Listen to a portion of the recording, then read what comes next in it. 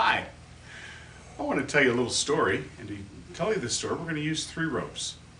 I have a short rope, I have a not so short rope, and a not so short rope. I guess you figured out how you could tell the difference between them. But just to make sure, let's see if you have it down. This is called the what? The short rope, correct.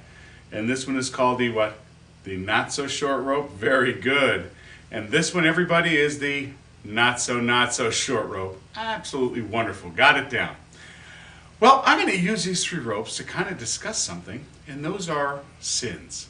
Some people think there are little sins and medium-sized sins and big sins. We're going to see what God thinks about it, and we'll see if these ropes can help us understand it. The small rope, which we call the short rope, right, is going to represent little sins. Maybe those little things like little white lies, like telling mom that, yes, I did brush my teeth when you haven't.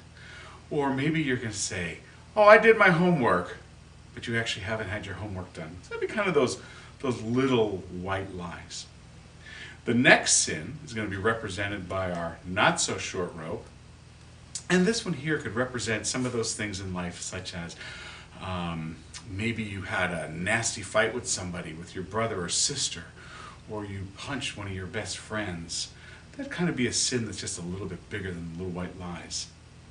And this one here, the not so short rope, we're going to use that for the big ones.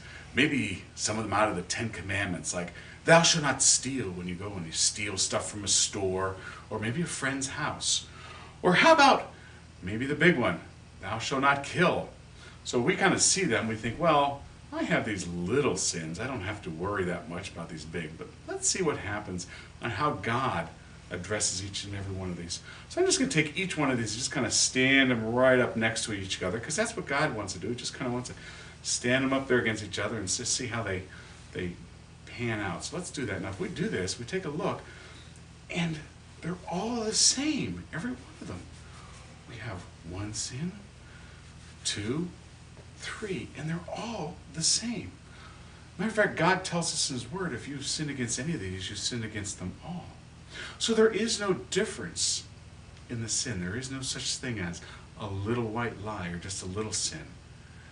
Matter of fact, sin causes a problem for us. And we're going to discuss later on one of our other videos, on what you could do about sin. And what does it mean when you have sin in your life, and what can happen later on. So we want to remember that there is no difference in sin. They're all the same. Thank you very much.